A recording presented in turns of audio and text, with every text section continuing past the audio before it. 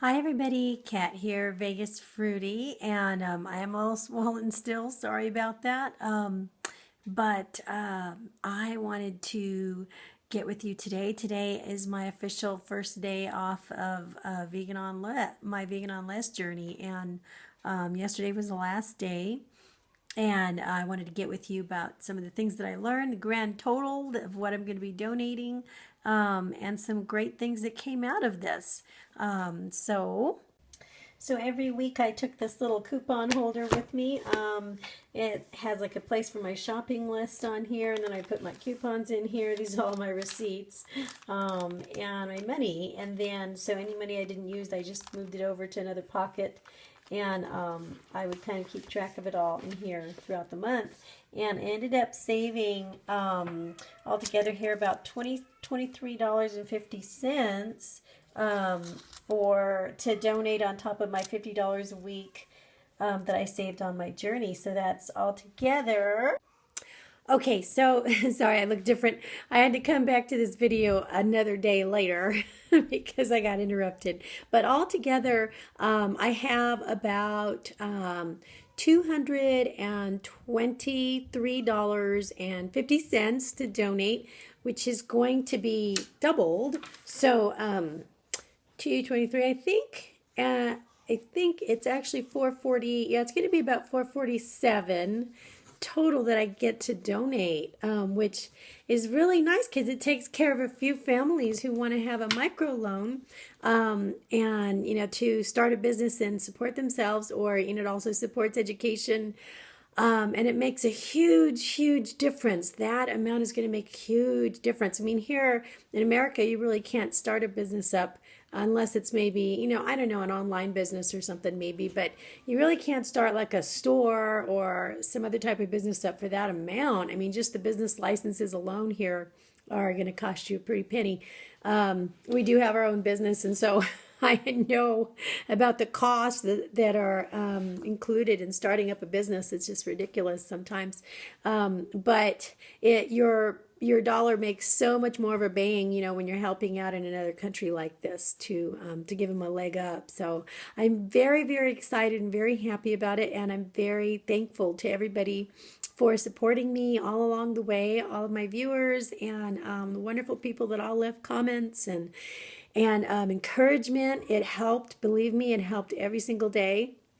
And also for mentioning it on your websites, on your videos, and for spreading the word, because I think there are a lot of other people who mention this, that are sharing it with other people who are going to share it, and so on and so on.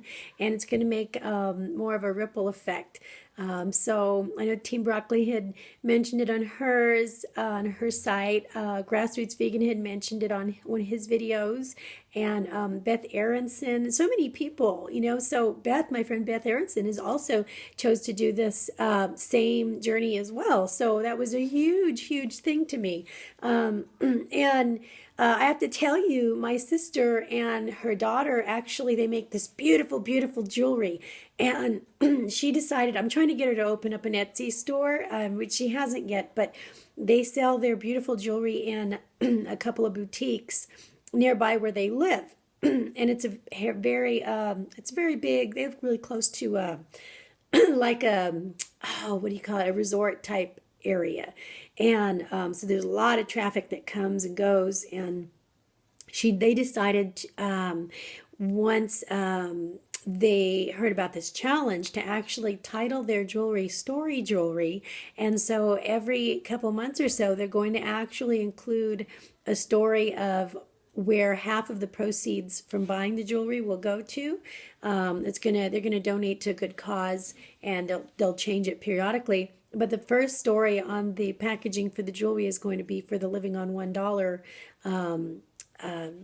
that story. And so I'm really, really grateful. They're going to have the livingon1.org/donate/ that site posted on their jewelry. So everybody who buys one will be able to take that story and multiply that, and share that. So I was really, really encouraged by that. That's really awesome. So one person wanting to make a difference can really have a ripple effect. And, you may not see everywhere that it reaches, but it makes quite a bit of difference. And I'm just so glad to have been able and grateful to be part of it and to be able to share that with so many special people in my life. And then also, I did learn a few things that I wanted to share with you about this. And number one, I just wanted to kind of put it out there that, if I had any fear of starches, it's gone now. Starches are my friend, and I love them, and it's how I survived in this, staying vegan and, healthy. The Starch Solution is an awesome book. If you haven't read it, I would definitely take a look at it. Potatoes are your friend, oatmeal and, rice. And it really is. You just don't want to have the fat in there. You don't want the animal products. You want as much plant-based foods as possible. So the starches were awesome.